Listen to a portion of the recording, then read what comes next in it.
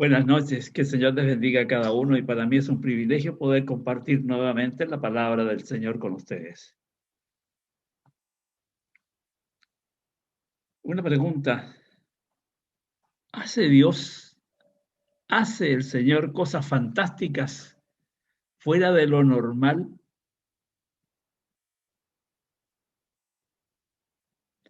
Cuesta responder esta pregunta, ¿no? Sí las hace. Él ha tenido que hacerlo durante la historia del hombre para que nosotros los hombres volvamos en sí y nos demos cuenta de cuán equivocadamente estamos manejando nuestra vida y cómo está nuestra relación realmente con Dios. Vivimos desafiando el poder del Señor constantemente. Siendo así, por ejemplo, tuvo que mandarnos el diluvio. Tuvo que confundir a los hombres en la Torre de Babel. Tuvo que enviar las plagas a Egipto para que el faraón dejara salir al pueblo de Israel de la esclavitud. Tuvo que hablar a través de la burra de Balaam para que Balaam se diera cuenta de la aberración que estaba cometiendo. Esto es ir contra el poder de Jehová.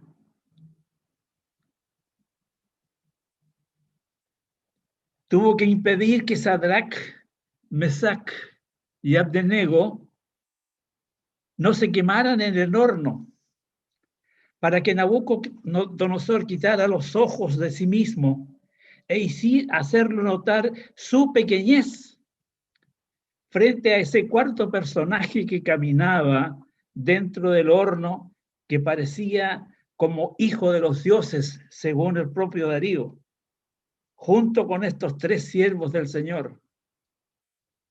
Asimismo, cerró la boca de los leones frente a Daniel, en el foso en que fue lanzado para que Darío se diera cuenta contra quién estaba luchando. Dios usa lo inusual para enseñarnos, para corregirnos y fundamentalmente para que nuestros ojos ensimismados en nosotros mismos sean desviados hacia Él y miremos hacia el cielo. El mensaje de hoy día es también acerca del poder del Evangelio en la lucha por rendirnos completamente ante Dios.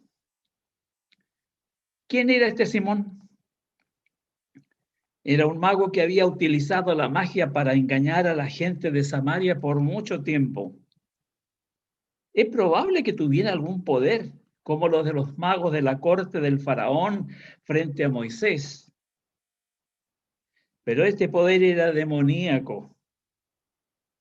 ¿Qué nos dicen las escrituras respecto de esto? Vamos a Deuteronomio 18 y nos vamos a encontrar con este relato. No sea hallado en ti quien haga pasar a su hijo o a su hija por el fuego, ni quien practique adivinación, ni agorero, ni sortílego, ni hechicero, ni encantador, ni adivino, ni mago, ni quien consulte a los muertos. En el mismo libro de los Hechos de los Apóstoles encontramos registrado este relato también. Dice el capítulo 16, a partir del versículo 16 en adelante, aconteció que mientras íbamos a la oración, nos salió al encuentro una muchacha que tenía espíritu de adivinación, la cual daba gran ganancia a sus amos adivinando. Esta, siguiendo a Pablo y a nosotros, daba voces diciendo: estos son siervos de Dios Altísimo, quienes os anuncian el camino de la salvación. Y esto lo hacía por muchos días, pero desagradando a Pablo, este se volvió y dijo al Espíritu: te mando en el nombre de Jesucristo que salgas de ella. y salió en aquella misma hora. Pero viendo sus amos que había salido la esperanza de su ganancia, prendieron a Pablo y a Silas y los trajeron al foro ante las autoridades. Qué flor de paliza se llevaron a esos pobres allí. La muchacha no decía ninguna mentira realmente, pero es importante darse cuenta cómo Satanás busca la forma de hacer caer a los siervos del Señor. Verdaderamente Pablo y Silas predicaban el camino de la salvación. Ellos podrían haberse aprovechado de esta propaganda gratis. Pero ¿qué quería Satanás con todo esto? Solamente engañar a la gente de Filipos. Recién se había producido la conversión de una mujer importante llamada Livia. Satanás comenzaba a perder terreno y el evangelio comenzaba a esparcirse. Los apóstoles habían comenzado en Jerusalén, luego en Samaria, tal como el Señor les había indicado, y por lo tanto, Satanás no se iba a quedar tranquilo. La iglesia comenzaba a crecer y el único argumento para combatirlo era la amenaza con la muerte sobre aquellos que anunciaran el evangelio de Jesucristo. Pero los apóstoles habían sido advertidos de que serían mártires y lo que menos temían era la muerte.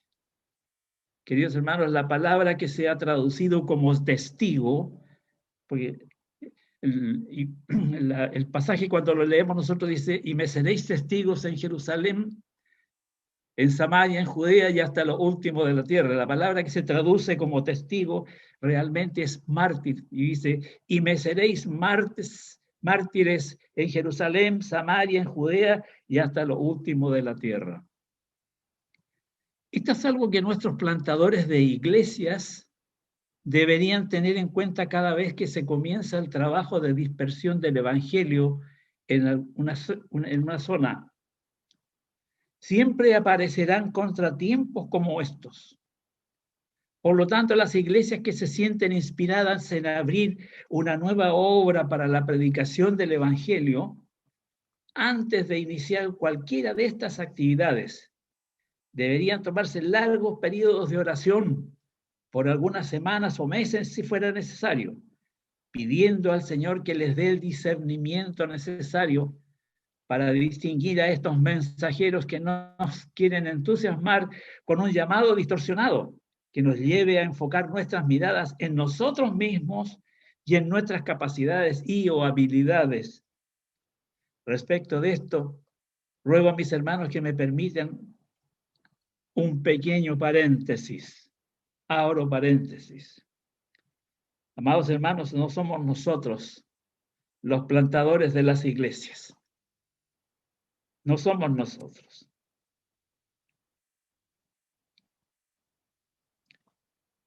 El Señor Jesucristo es el plantador. Y la iglesia ya está plantada. Lo que nosotros tenemos que hacer es más bien es organizar lugares de predicación donde más tarde puedan constituirse algunas iglesias organizadas que formen parte de aquella iglesia universal de la que hablamos en el credo de los apóstoles. Yo les pregunto a ustedes, ¿quién fue el primer predicador del evangelio? ¿Quién fue el primero que habló del evangelio en Samaria, por ejemplo? ¿Cuándo lo hizo? Lo hizo Jesús. Lo hizo Jesús cuando entabló una conversación con la mujer samaritana. Cristo dejó plantada una iglesia allí, a la que se sumaron otras con el tiempo. En Mateo 4 encontramos el siguiente relato, a partir del capítulo 4. El pueblo asentado en tinieblas vio gran luz. Y a los sentados en región de sombra de muerte, luz les resplandeció. Desde entonces, dice el relator, el escritor del Mateo, digámoslo mejor, comenzó Jesús a predicar y a decir, arrepentíos porque el reino de los cielos se ha acercado.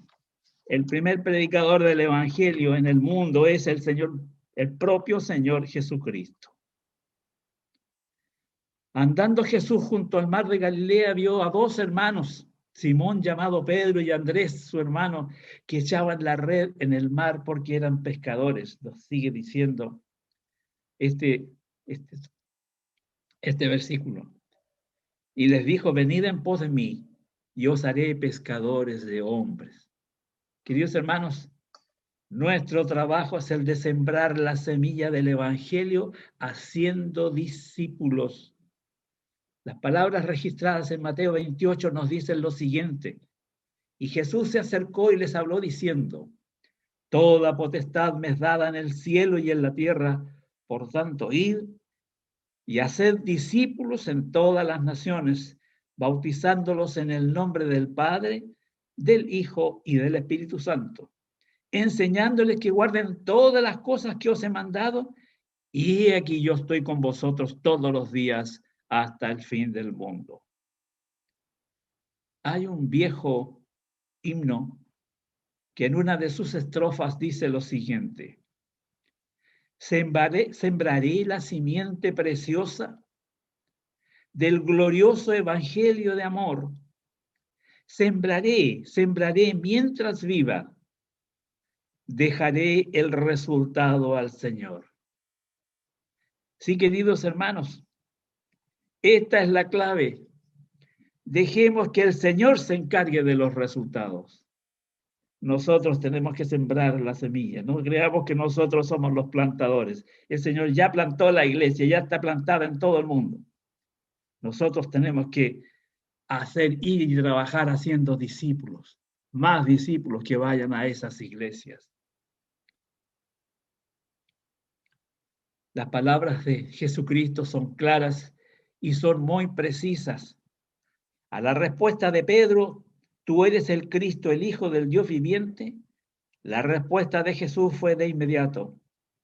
Entonces le respondió Jesús, bienaventurado eres Simón, hijo de Jonás, porque no te lo reveló carne ni sangre, sino mi Padre que está en los cielos.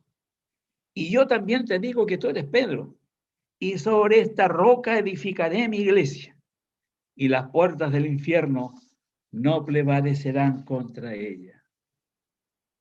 El propio Pedro lo confirma en su primera carta universal en el capítulo 2, que la roca no es él,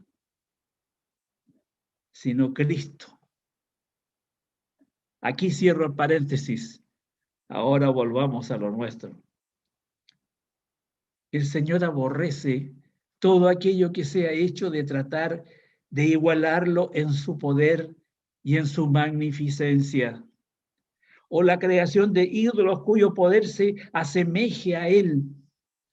Sus palabras son fuertes, son terribles. En los 10 mandamientos dice, porque yo soy Jehová tu Dios, fuerte y celoso.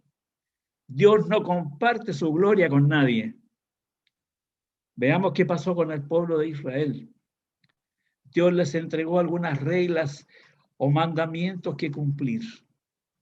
En Deuteronomio 18:10 leemos, no sea hallado en ti quien haga pasar a su hijo o hija por el fuego, ni quien practique adivinación, ni agorero, ni sortílago, ni hechicero, ni encantador, ni adivino, ni mago, ni quien consulte a los muertos, porque es abominación para con Jehová.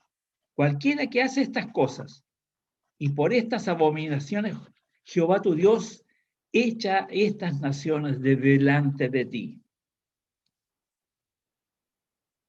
En Segunda de Reyes, sin embargo, encontramos que el pueblo hizo todo lo contrario, compartiendo las prácticas profanas de los demás pueblos. Y en el segundo libro de los Reyes encontramos este relato. E hicieron pasar a sus hijos y a sus hijas por fuego, y se dieron a adivinaciones, agüeros y se entregaron a hacer lo malo ante los ojos de Jehová, provocándole a ira. Jehová, por tanto, se airó en gran manera contra Israel y los quitó de delante de su rostro, y no quedó sino solo la tribu de Judá. Es serio ir contra los mandamientos del Señor. Pablo, escribiendo a los Gálatas, les dice: idolatría, hechicerías, enemistades, pleitos, celos, iras, contiendas, disensiones, herejías, envidias, homicidios, borracheras, orgías y cosas semejantes a esta, acerca de las cuales os amonesto, como ya os lo he dicho antes, que los que practican tales cosas no heredarán el reino de Dios.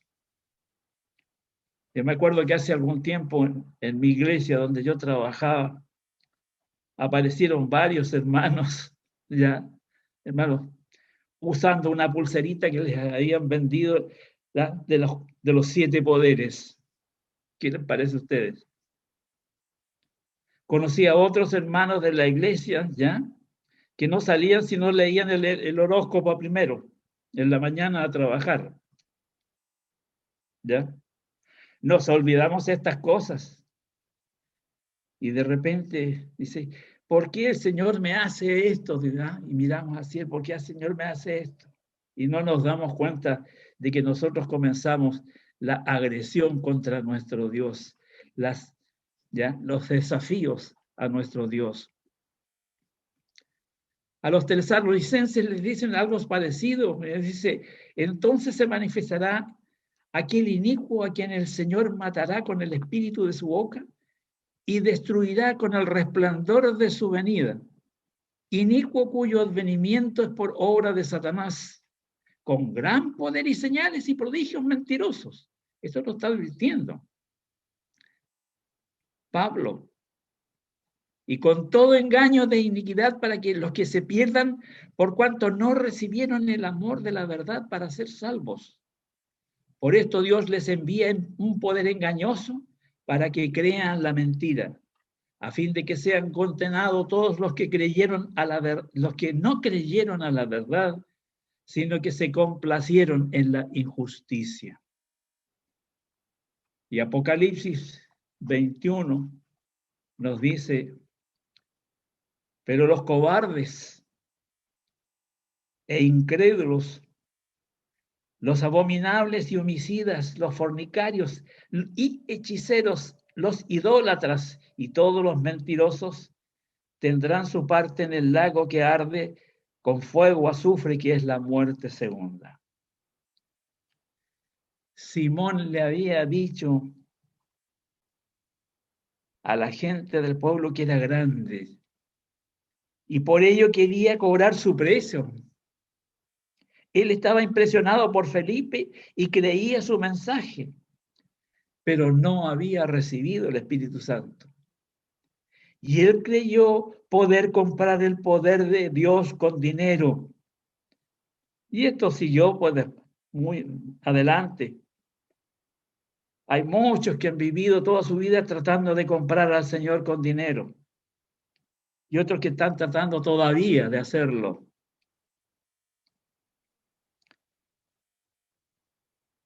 Él creyó poder comprar el poder de Dios con dinero y su foco se mantenía siempre sobre sí mismo, en ganar más dinero y con ello mayor poder sobre la gente.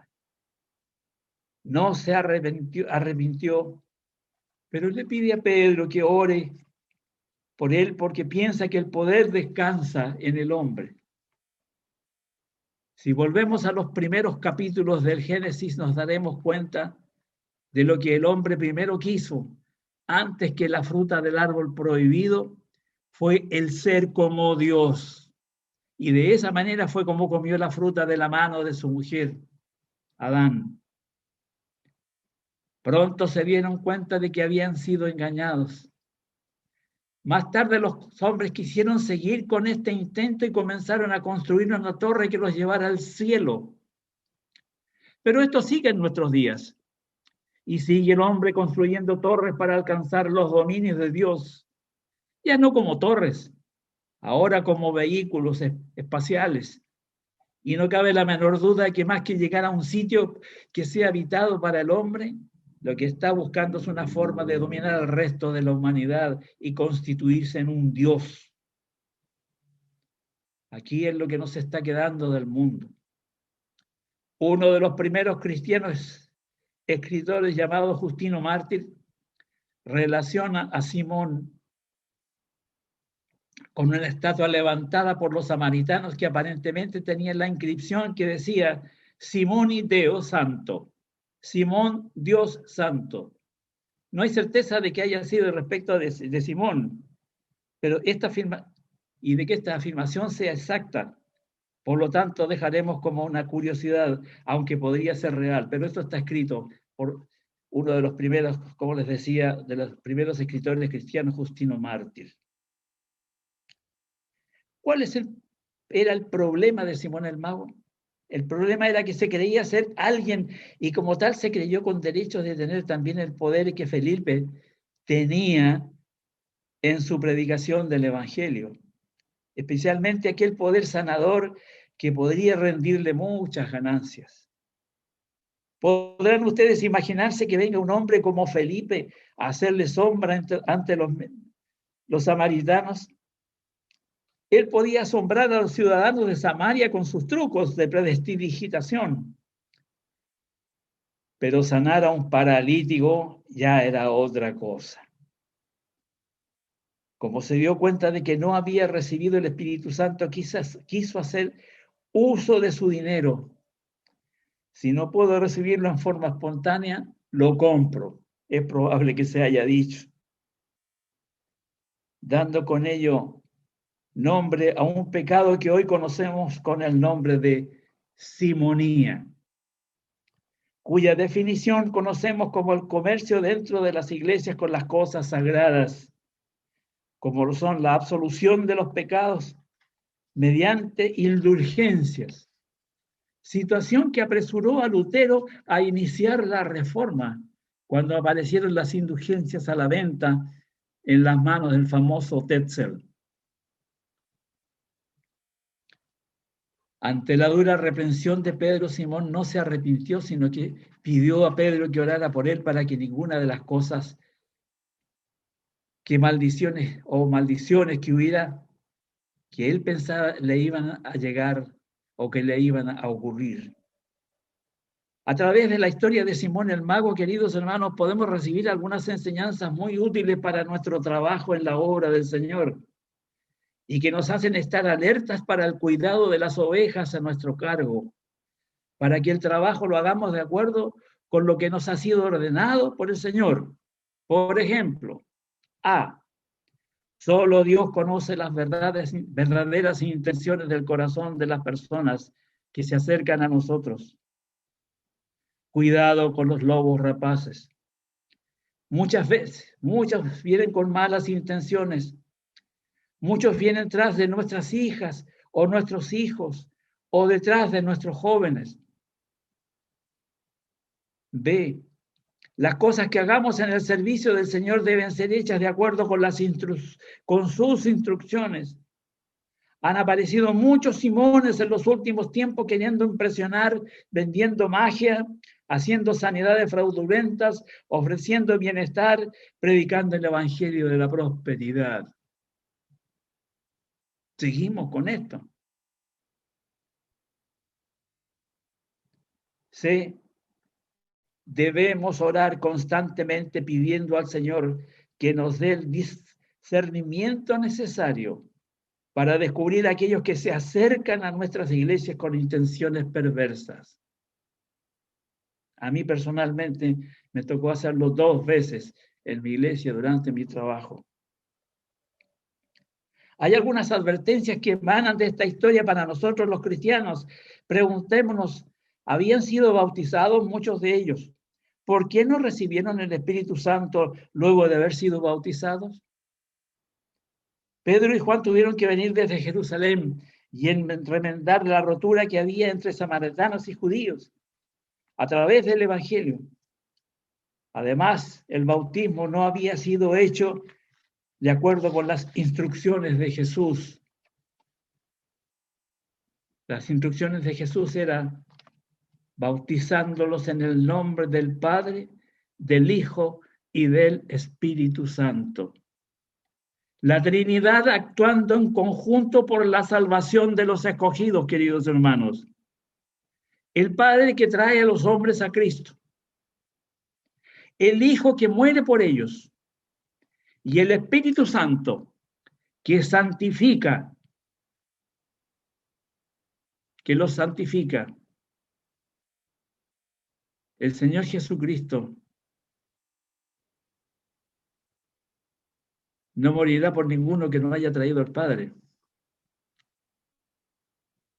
Y el Espíritu Santo no santificará a ninguno que no crea en Cristo y que haya traído al Señor. ¿Está usted preparado para participar con el Señor de lo inusual?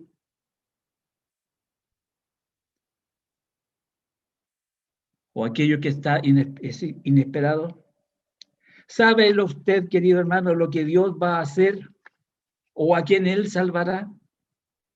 ¿Sabe usted qué es lo que Él le va a pedir a usted y a mí que hagamos? ¿Estamos viviendo una vida abierta y lista para seguir los llamados de urgencia del Espíritu Santo? ¿Está usted viviendo una vida siempre en fase de alerta, dispuesto a contestar el llamado del Señor? ¿A quién enviaré y quién irá por nosotros? Y responder, como respondió Isaías, heme aquí, envíame a mí. ¿Está usted manteniendo una vida libre de pecado? Queridos hermanos, termino este comentario con las palabras de Hebreos 12, del 1 al 2, que dicen, por tanto nosotros también, teniendo en derredor nuestro una tan grande nube de testigos, despojémonos de todo el peso del pecado que nos asedia y corramos con paciencia la carrera que tenemos por delante. Puesto los ojos en Jesús, el autor y consumador de la fe, el cual, por el gozo puesto delante de él, sufrió la cruz, menospreciando el oprobio, y se sentó a la diestra del trono de Dios. Hermanos, estas preguntas quedan dando vuelta. Piénsenlas un poco. Pensémoslas cada uno de nosotros y cada uno contéstela en su corazón. ¿Estoy yo dispuesto a reaccionar inmediatamente? Eso, cuando diga el Señor, ¿a quién enviaré? ¿O quién irá por nosotros? Dios nos permita estar en condiciones de decir, Señor, envíame a mí, yo voy a ir. ¿Qué les parece? Para eso hay que estar siempre alerta. Para eso siempre hay que estar dispuesto. Como les decía anteriormente, a dar respuesta a las urgencias del Espíritu Santo, que nos está presionando para que hagamos nuestro trabajo de ir y buscar y hacer discípulos, para que allí se pueda plantar otra iglesia. Y dejemos siempre y no sostengamos la iglesia o la plantación de un centro de predicación del Evangelio en una persona, en un hombre como nosotros, débil, sino que dejémosle el resultado al Señor. Lo que usted tiene que hacer es predicar, actuar, es lo que yo tengo que hacer. Dejémosle el resultado al Señor. No nos compliquemos con el resultado. Más bien, preocupémonos en que estamos haciendo el trabajo que el Señor nos ha encargado. Que el Señor bendiga a cada uno de ustedes. Amén. Tengamos un momento de oración.